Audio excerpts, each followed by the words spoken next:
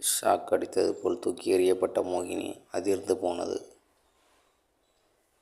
நம்மை விட யாருக்கு இவ்வளோ சக்தி என்று திறந்த கதவிலிருந்து வெளியே வந்த அம்மனை பார்த்து தொடை நடுங்க ஆரம்பித்தது. அம்மன் எப்படி வெளியே வந்தது என பல கேள்விகளுடன் யோசித்து மாளாமல் விழித்து கொண்டிருந்தது. இதுவரையில் உன்னை அந்த மாந்திரிகன் கெட்ட செயல்களுக்காக ஈடுபட்டு உன்னை பயன்படுத்தி கொண்டிருந்தான். ஆகையால் இனி நீ என்னுடன் சேர்ந்து நல்ல செயலுக்காக பயன்படுத்தப்பட்டனால் உன்னை நான் விட்டுவிடுகிறேன் என்று அம்மன் கூறியது. மோகினியோ சிரித்தது. என்னை உன்னால் ஒன்றும் செய்ய முடியாது. கடவுள் என்றால் என்னை கொன்று விடுவாயா நீ என்று நக்கலாக கேட்டது. பிறகு அம்மன் தனது சக்திகளை கொண்டு மோகினியை கட்டியது. மோகினி வெளியே விடுபட முடியாமல் திகைத்து போய் நின்றது.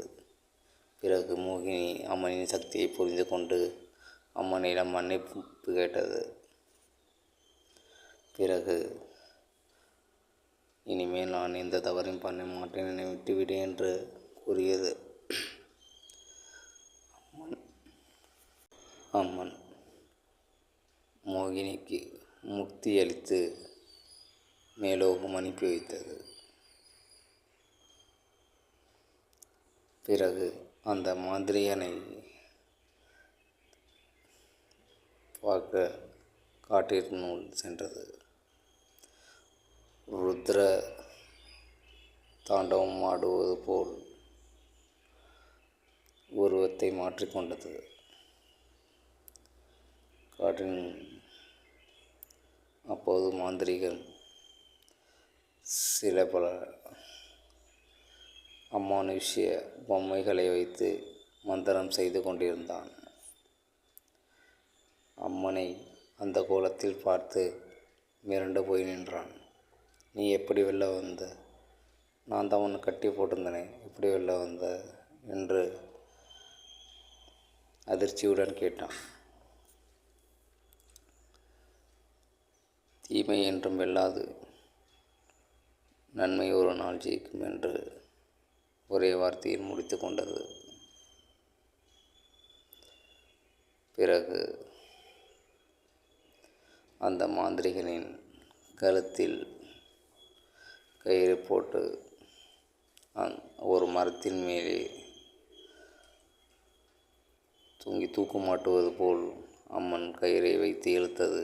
மாந்திரிகன் வலி தாங்க முடியாமல் இறந்து விடுவோமோ என்ற பயத்தில் அம்மனிடம் மன்னிப்பு கேட்டான். இனிமேல் நான் இதை செய்ய மாட்டேன் என்று கூறினான். ஆனால் அம்மனோ இதுவரை நடந்த தவறுகள் ஏன் பந்தல் உடைந்து விழுந்தது, பாவங்களை போக்கும் காளியம்மன் என்று அந்த கோயிலுக்கு பெயரிடப்பட்டது.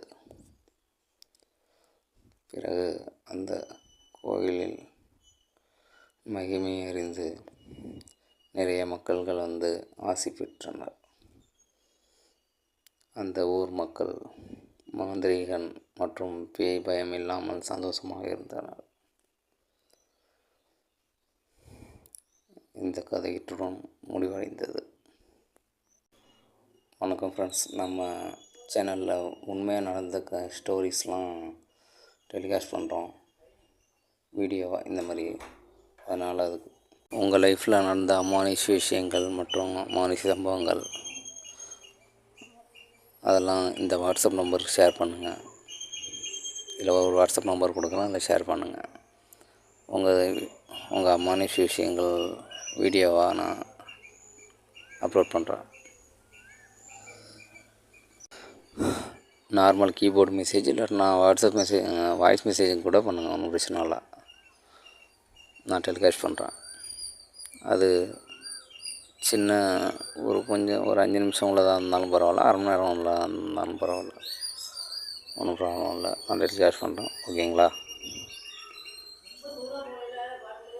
மறக்காமல் சப்ஸ்கிரைப் பண்ணுங்கள்.